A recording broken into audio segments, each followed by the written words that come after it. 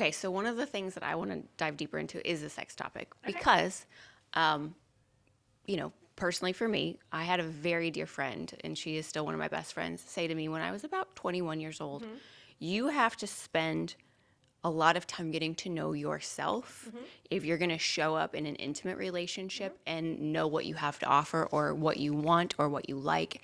And I feel like this topic, for me being 40, as I've lived my last 20 years and I've encountered other women, it's such a taboo conversation piece. Oh, for sure.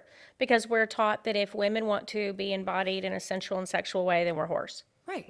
Period. And it's just such a double standard. But I think everyone, men, women, it doesn't matter what type of relationship you're in. It doesn't matter whether you've been together a long time. Men suffer this, women suffer. It doesn't matter. We all have to understand who we are so that then we can have a healthy sex life.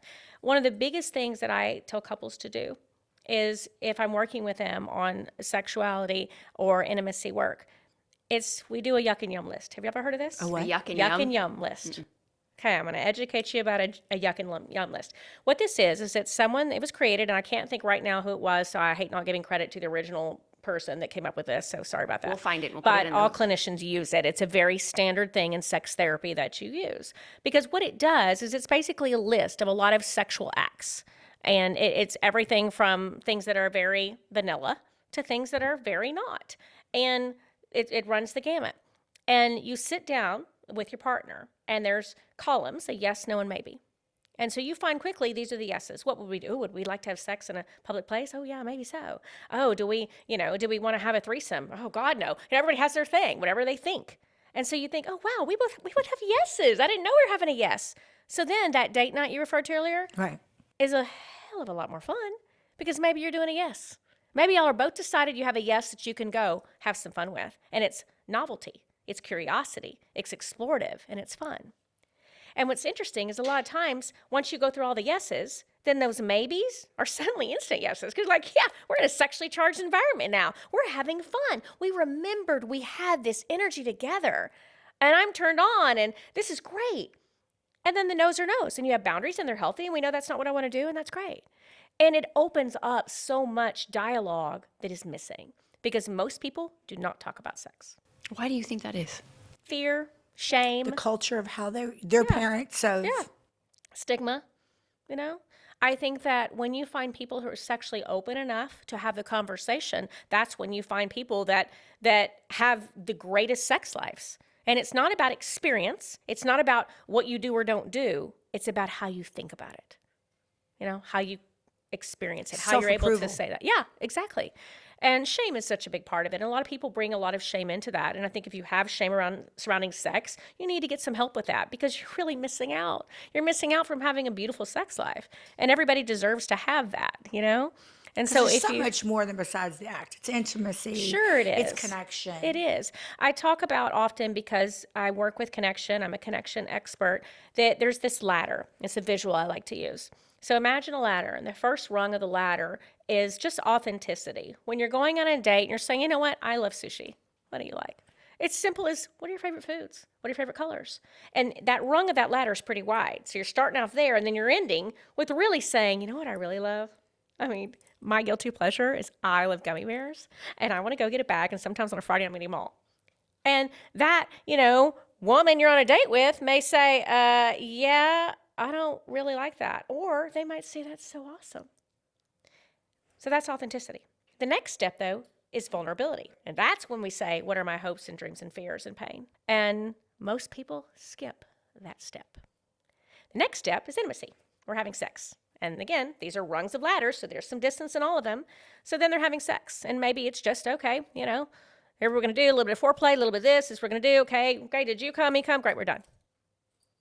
Again, it's a rung of a ladder. There's so if much you skip steps, more. The top rung of the ladder is true connection, the holy grail, what everybody wants. It's like leaving eggs out of a cake. You can't get it. Right. You can't get it because you missed the vulnerability piece. You only touched on one little piece of this rung. Then you jumped up to the next one. It doesn't work that way. You really have to climb the ladder. And so you have to go back and say, okay, if I'm not having good sex life, let me go back with my partner and talk about vulnerability. Do I really know you? Do you really know me? And if I don't know you and you don't know me, have we both been afraid? And why are we afraid? What do we have to lose by being who we really are? With each other. With each other. Well, and one of the other books that I've read some of, not all of, is Come As You Are. Oh, yeah, by Emily Nagoski. Yes. Yes. And just, I'm sure you can touch on more of the subjects in that book than I can, but just even what somebody's go pedal or stop pedal and That's right. like all of that. That's right. And just the idea that, people think desire is one thing when it's really a different thing. People don't understand how the body works. People don't even understand how your nervous system comes into play into sex. People don't understand so much about what makes sex happen. And the word embodiment is what I use a lot because I find that's more applicable to women, that a lot of women are raised to not embody their body. We're ashamed of our body. We're ashamed of being sensual. We don't do things like that. And why not? Because someone taught us that it wasn't okay. And I think a lot of that is cultural. And sometimes those cultural messages are hard to get past. And that takes a lot more work because that's generational.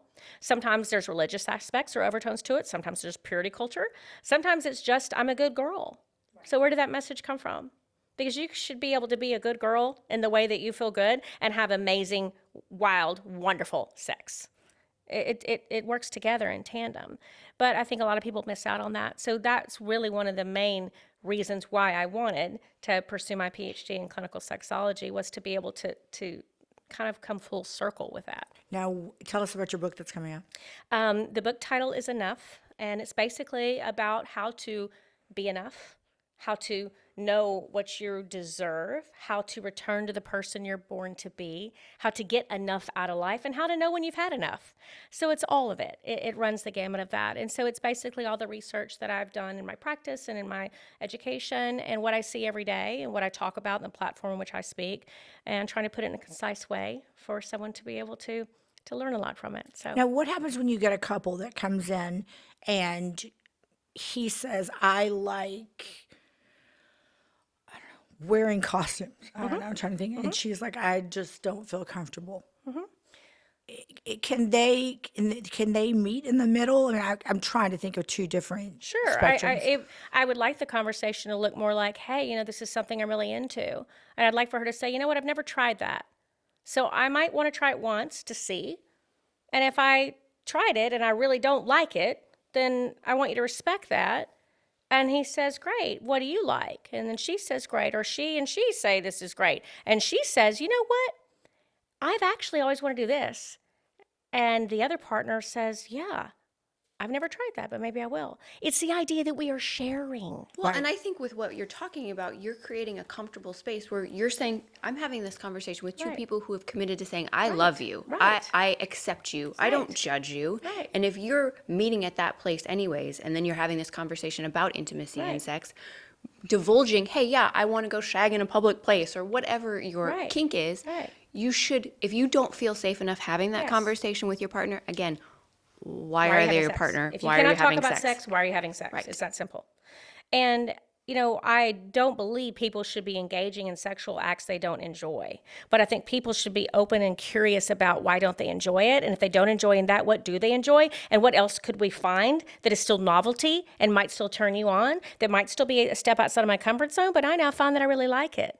It's amazing if you think about it, because we hear our whole life, well, men can just turn it off. They can have sex with whoever, and they may not remember their name. And they just don't have those kind of feelings. It's amazing our society can even procreate. I agree with you. Because how different women are made up. You see those little memes, and, I wonder if he's thinking about her. And, all these, and they're laying in bed with their backs to each other, and he's like, yeah, I want to, what is the high tide? Because I want to go fishing. In other words, something totally. I saw a TikTok, something similar about that recently. And it was this woman, and she's now with a woman. And her ex-husband's like, why are you with a woman? She's like, why not? And it's kind of a funny thing, but it's so applicable, because I think back to, Emily's book, she even talks about how most men have what's called spontaneous desire and women have responsive desire. And so there's a big difference in how our bodies are wired. And it doesn't mean there has to be a disconnect. It just means you're working together in tandem to figure it out. And so I think that it's just lack of knowledge. It's really the best thing I can say. Most people don't know what they don't know. But I find that if they come to get some help and they say, hey, Jennifer, I'd like to have a session. Sometimes people only want virtual. I don't want to be in Zoom. I don't want to be in that room. Okay. I just want to do a Zoom with you. Just want to talk about how can I have a better sex life. In one The men session, don't want to be trapped into something. Yeah, in one session, people can, it's not that we're solving life problems in a session, but what we're doing is changing a perspective in a session, opening up an idea that this can be different. And that is so hopeful and so exciting. And it can I'm be sure that you read the book Untamed. Yes. And, you know, that seemed to take the country by storm. For sure. During COVID. Somebody was brave enough to put out there what a lot of people don't want to talk about. Her story was so fascinating to me because as a Christian blogger, and then, you know, she fell in love with the girl that plays soccer. Beautiful relationship. And she's like, she walked in the room and there was nobody else in the room. And she described it. She was like, I had jazz hands. Yeah. And the Abby was like, is that lady raving at me? Like, I had no idea who she was. Right. And she said, I came home and told my husband, this is what where I'm supposed to be. And it sounds like, I don't know much about the husband, but the ex-husband, but they had a very I think open- he's like moved and he's like part of the, you know, Inner family entity. Family dynamic. Yeah. And that's wonderful that can turn out that way. But I think for, unfortunately, a lot of people, it doesn't turn out that way. And most of the time that's because people have a lack of understanding and a lack of, again, being true to who they are. What would have happened if she could Bruised have been true to egos. who she is from a long time ago too? You know, how much do we all just go down the path, whether it's about sex or sexuality, whether it's about our professions, whether it's about the type of parent we're supposed to be? We just do what we're programmed to do. And we don't ever return to the person who we're born to be. And I really push on that a lot because that's when we get to be really authentic. Because we're born to be bold and bright, not dim our light from anybody, achieve all of our dreams, learn who we are. You know, why should we be limited by anything? and share those gifts with the world. That's right. Well, and I think even going back to like what you said, that this woman you saw, she was like, well, why wouldn't I be?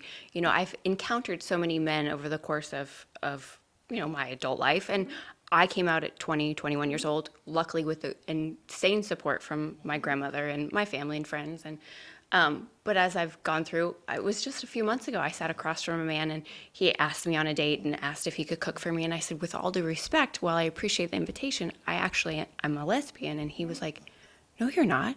And I said, well, I have been for quite some time. I think I might know, actually. And he's like, He goes, "Are you positive?" He's like, but Are you why? positive? And the only thing that I could think to say was like, imagine being able to turn on a faucet or not. Like, I know how my body responds and how it's hardwired. And I went through a phase where, you know, my mom actually got intrigued to come to church, and she found religion. And when she found religion, it's actually when we found our segue together. But in that religion, I was invited and also asked to kind of turn my back on what I had discovered about myself. And so out of an effort to connect with my mom, I made that choice for 2.5 years. No, I'm not going to be a lesbian. I'm going to live in the straight world. I'm going to try to find somebody to fit within the dynamic of who you think I'm supposed to be.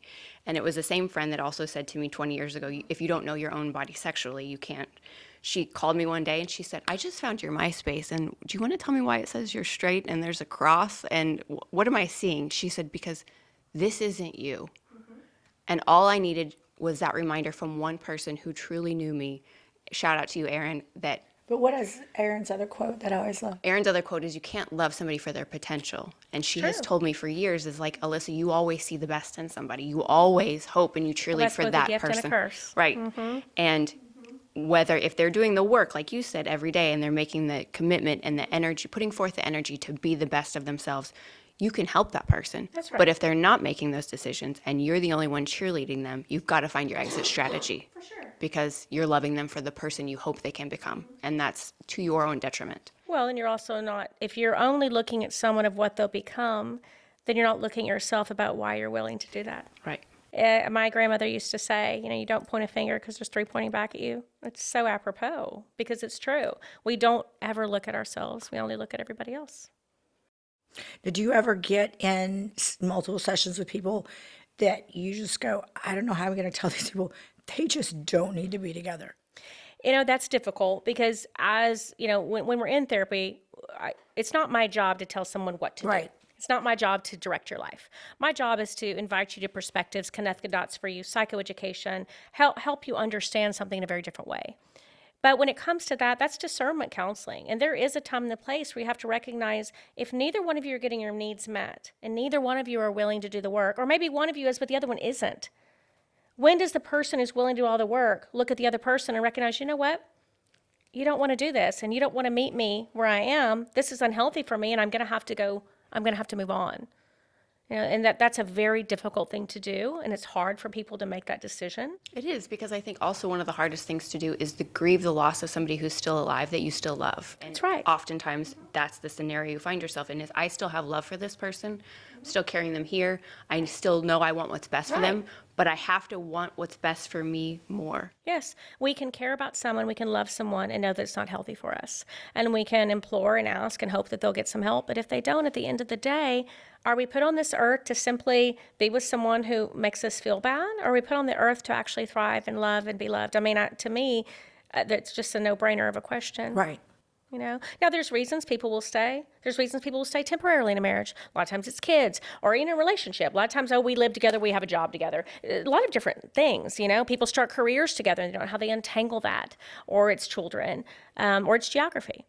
But I can recognize that, and I often talk to people about, okay, I see that and I understand it, but there still has to be a time limit, There's got to be, you can't live your whole life feeling like this is so unhealthy. I'm not happy. Because if we live our life where our needs are never met, we're never going to experience joy. Now, what do you do if there's been something traumatic after, let's say, a couple has gotten married, that everything's going great, that, they have the 2.2 kids and everything's going along, and she's carjacked or, something that's outside of, leaving the Galleria, and that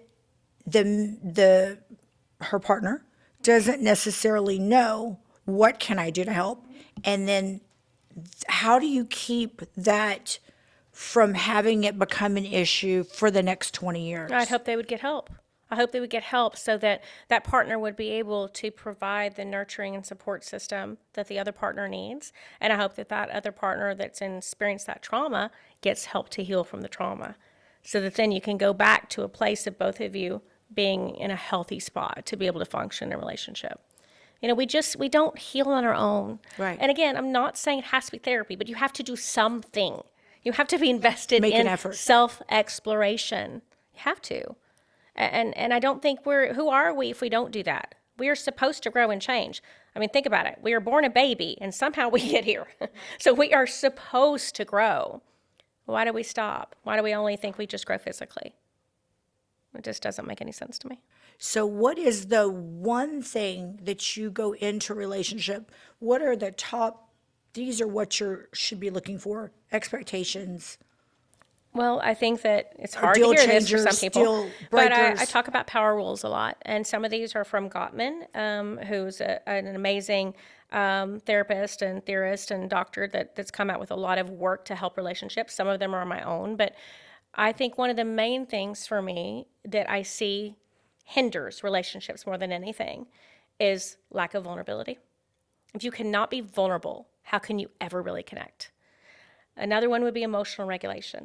If you know you have a problem with anger, you know you have a problem of lashing out and hurting people when you feel trapped in a corner or you feel emotionally flooded, you can't be healthy. You've got to be able to get those two things, those two things have to be addressed.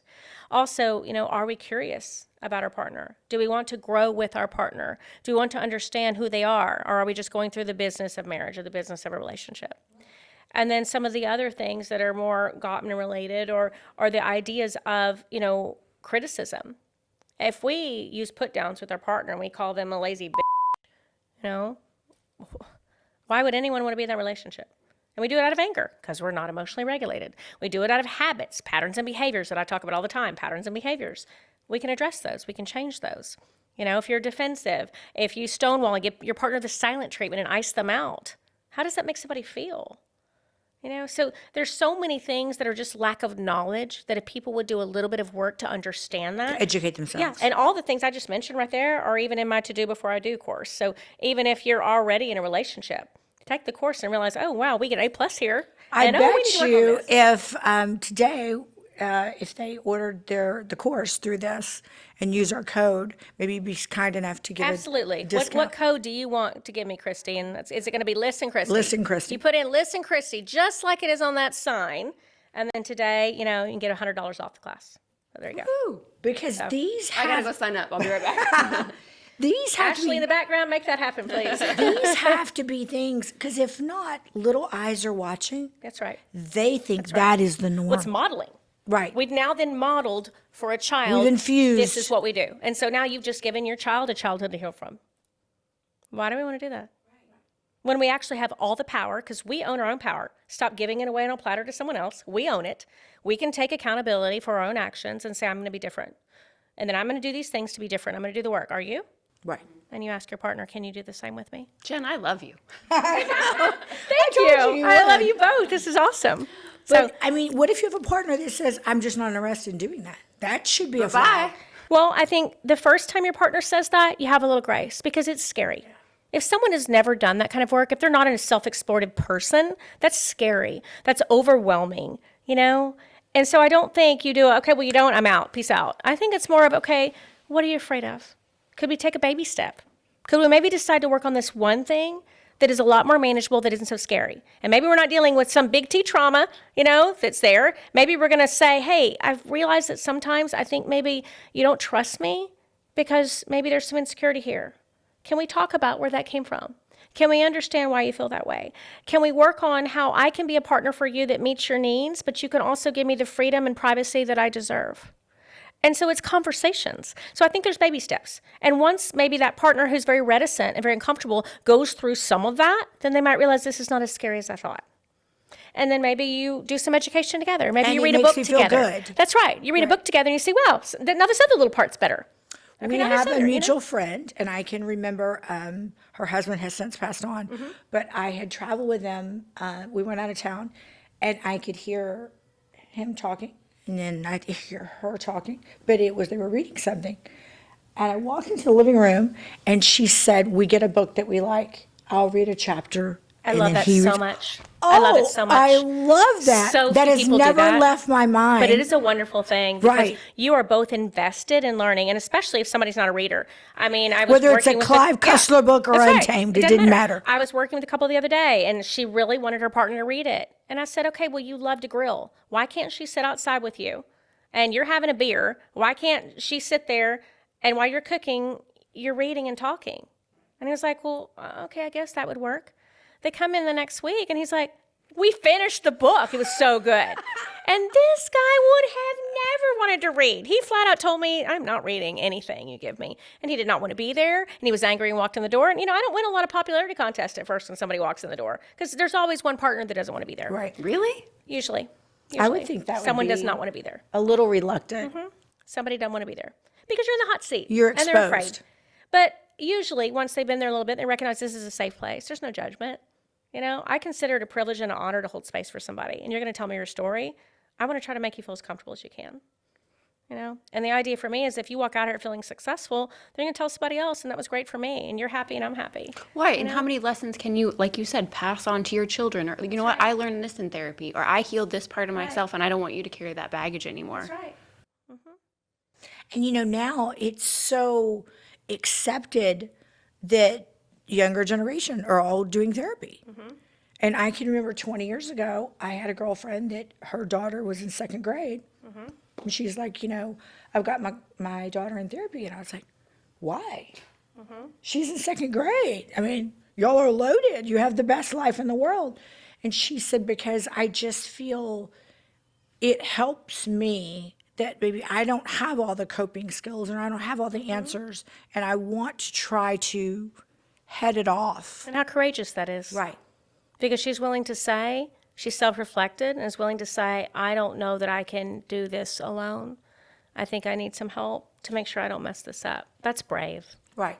And a lot of people don't do And that. she said, I don't just share that with a lot. She goes, and my in-laws are not very approving of it. And she said, because, therapy was for broken people. And she said, but I want back to the my something's wrong with daughter, you. right, she said, nothing's wrong. I want her to have the tools that she can use to speak, to say, this doesn't feel good, or why is this a happen, Mom? And it is a rare exception that children don't enjoy coming to therapy. Most kids love it because they have space to be heard. And everybody wants to be heard. That's a fundamental need, to be seen and heard. Which one we validated? That's right. And everybody needs that, and it's missing in so many relationships. Do you think that our society has overrun with medical patches, like, in other words, Quick fixes. The Adderall, the Ritalin, the There is a whatever's place for medication. And if you're working with a qualified physician, there's a place for that. But I think medication alone never solves all the problems. And it's the same if you also, let's say that you are just simply sick and you have a cold and you go get an antibiotic, but you didn't rest and you drank no water and you did nothing else for yourself, you're probably going to take a lot longer to heal from even that antibiotic. It's the same principle. I don't think that it works alone. If you want to use medication because you need it and you have a qualified physician that's telling you need that, wonderful. But that doesn't mean that you don't also need to do some emotional work to figure out, okay, if I have ADHD, then I need to learn executive functioning tools. I'll tell you, I have ADHD right now. Right. I have worked very hard to have executive functioning tools so that I can achieve and do everything I want to do. And I look at it as my superpower. It's not a negative for me. It is my superpower. But it is because I've learned how to use it in that way. And I wouldn't have done that alone. I take this medicine for your comfort level. Not for mine. And so I don't take medication. But it took me a long time to even get to that point. I mean, my point is, I decided to do the work for that. And this mother, you're saying, wanted to do that work too, and wanted help to be able to do that. And what would the world look like if we all decided to do that work? If emotions weren't a scary thing, right? Especially, not to harp on men, in any way in this way, but a lot of men are raised. It's been a safe space to do that. But a lot of men are raised in cultures of ideas that, if you feel or you cry, you're weak. And what a detriment that is. Because to me, if you have two people sitting in the room, two men, and one of them is walking in like he's bulletproof and he is tough. And the image that always comes to mind when I'm trying to describe this is like a Clint Eastwood type. It's tough. I love Clint Eastwood. A tough guy. And then there's maybe someone next to him that doesn't have that physical presence. And they're quieter and they're more reserved. And they're not somebody that, somebody's afraid to fight Clint Eastwood in his prime. But this person, no one feel that way. But maybe that version of that person that resembles a Clint Eastwood type can't access emotions. Literally shuts off, self-sabotages, can't commit, can't feel good about himself and who he is really threatened and insecure. But this other person was raised in an environment where he's comfortable to cry, can be sensitive, can own and acknowledge his own feelings, can be accountable. Well, that person's the strongest person in the room because that person can overcome and handle the obstacles that life will bring their way. And that other person will make a mess of it. So I just think that there's so much missing in that way. And I think if more young boys were taught that you can be strong and tough and all those things that you also want to be, but you can still access your emotions and feelings, and that doesn't make you less than. It actually makes you plus more. It made me, I just had a little thought back. Do you know who Spencer Stone is? The 1517 to Paris. I don't think I do. I'm sorry. Clint Eastwood directed it, and the three boys were on the high-speed train. Okay. Yes. Wait. Yes, I do know this. The terrorist was on there, and they're hung over. Spencer and I got an award from France. Okay. So we're getting our award there together. I fell in love with him. He was raised by a single mother, sister, so he was very in tune to, just very Southern gentleman type manners, very humble, very soft-spoken. But he said, we are just hungover. We're on this high-speed train and, strung out, trying to get, our bearings and get some carbs and grease, and we're going to take a nap. We're going to get to and next. And he said, we hear the locking of the gun. And he says, when you're in the service and you do that sometimes a day, he said, all three of us just sat up. Yeah. Like, did you just hear that noise? And he said, we saw the light in the bathroom and we knew where it came from. And I said, the movie hadn't come out yet. And he saved hundreds of people on this train. And he goes, anybody would have done it. And I go, no, they wouldn't have, Spencer. No, they wouldn't have. And so Clint Eastwood, I said, who's going to play you in the movie? And he goes, well, he's trying to convince us we're going to play ourselves. And I said, wow. I said, that is so exciting. He said, when Clint Eastwood calls you brave, you feel like you can walk on water. And here was a kid in his 20s. And so he was from Sacramento area.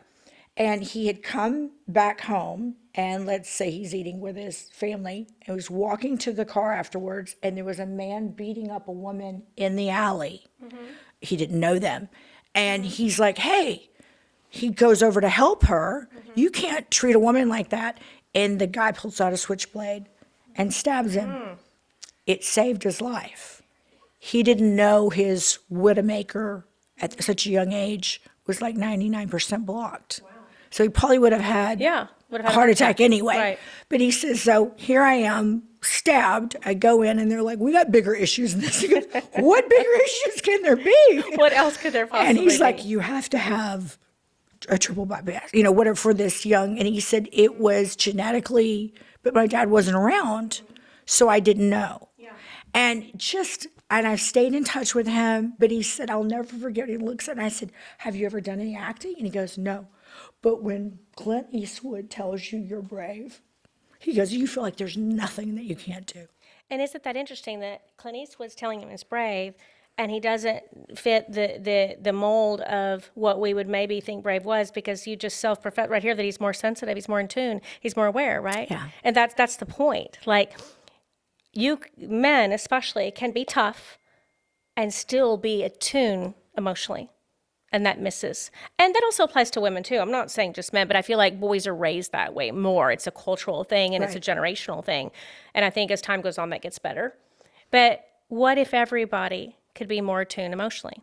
And I'm not saying we're all walking around crying. That's not what I mean, for people who hear me and don't understand the context of that. What I mean is that we're able to feel all of our feelings, whatever they may be. And we're not afraid to feel them. And we're comfortable in that space.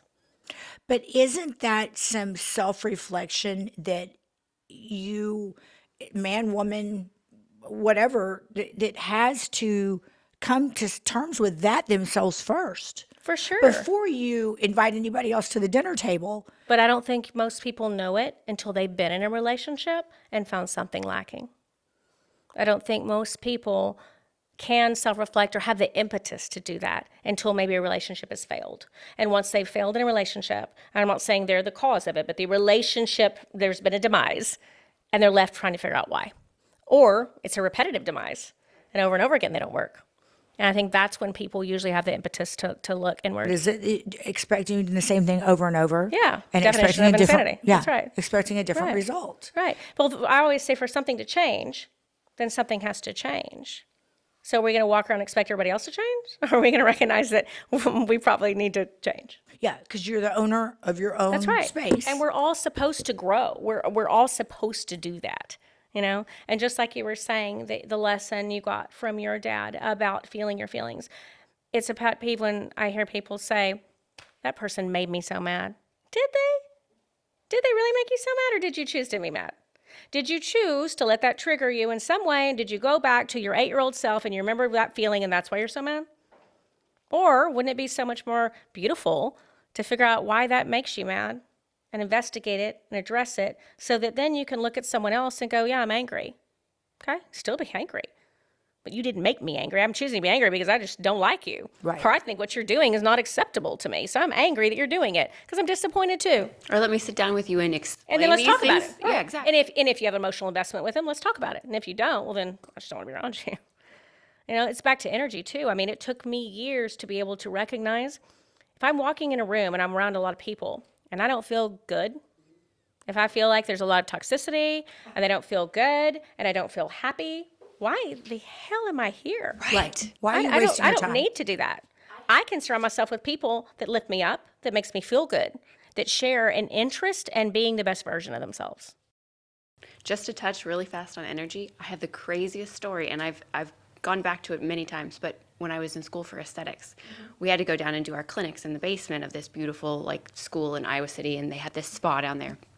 And I had a mother and a daughter come in, and they came in for facials and like upper body massages. Right. And I hadn't had my hands on anybody that day. And the mother laid down in my table, and I start doing her facial. My joints were aching. She didn't say a word to me. My joints ached, my hands ached. It felt like I couldn't even do the service. And I was like, something's wrong with me. She got up and left the table. Here comes in her daughter. Her daughter lays down, and it was like everything could function again. And I sat there for the longest time, and then I went up to the checkout area when they were going to pay, and they were in the room, and I heard the mom, and she was spewing nothing but nasty, hateful and I was like, it was energy. Like, I couldn't physically work on her body because she had so much, like, it repulsed me. And I was like, and from that moment on, I have recognized that that energy is a very real thing. And if you don't listen to it, you're only causing yourself harm. That's right. And I think we, in the effort, we all do this at certain times of our life, in the effort to be accepted, the effort to, oh, maybe I want to be in this group of people. And this happens so much with younger kids, and talk about this with my kids all the time. You know, I want to be accepted, I want to be in this group. Okay, but if that group doesn't make you feel good, Right. Why? That's What not for? where Why are you need to be. sacrificing What yourself? for? not where you need to be. And we all will betray ourselves over and over again in different situations because we are not comfortable setting a boundary about what works for us. Now, is that based on insecurity? I think it's based on a lot of things. I think it's based on upbringing, trauma, unhealed trauma, maybe just not ever getting a chance to think about who we are yet. They just haven't figured it out yet. And sometimes kind of like throwing something against the wall till it sticks, and we're just trying to figure out who we are. And most people don't know how to start doing that work until something's gone haywire. And then we do. Or like you said, You know? figuring out what you deserve and Right. noticing, That's you know right. what, I don't deserve that. And so because I don't, you can figure this out with me, or I'm going to keep going, but I deserve at least more than what you have to offer. But I do think that coupled with that, it's always important to mention grace. And I say this a lot because just because somebody isn't my cup of tea, maybe I don't feel good around them, doesn't mean I also can't have grace for them. I don't look at someone and think you're a bad person. I can say maybe you're not my person, but I can also recognize maybe you're having a bad day. Maybe you're going through something. Maybe you're struggling. And what will life look like if we could all have that kind of grace? You know, rather than just saying, this person cut me off, or they're driving so slow and I can't get around. I mean, I'm a fast driver. Anybody who's been in the car with me, strap in and good luck. I like to drive fast. It's just my thing. But if someone's going real slow, it will annoy me. And I have to have that inner voice in my head that says, you know what? What if they're driving really slow because they're trying not to spill their food that's in the seat next to them? What if there's somebody that had surgery in the back and they got to go slow? I mean, I have to have these conversations with myself so that then I don't get annoyed. And it's my choice to decide I'm not going to get annoyed. I'll slow down, wait till they pass, and then I can go back to pretending I'm on the Autobahn. But what if we did that? Because if we just say, I'm going to set a boundary, because people confuse boundaries, right and left. I'm just going to set a boundary. It's not healthy. I'm out. And then we cutting people off right and left, just like with a machete. Okay, well, I mean, yes, we Pretty protect soon our there'll be peace. nobody left. We're supposed to protect our peace, yes. But I think we also have grace for human beings. And you recognize, now, if I'm seeing that this is a pattern and this is who you are, then no, I'm going to protect my peace. And I don't give away my power to someone who doesn't deserve access to me. And if you don't deserve access to me, I'm done. But what if you're just not your best self that day? I'm going to have grace for you. And I think other people should have grace in that same way, because we all struggle with something and we don't know somebody else's story. And we also take our own story in our head about that person's story.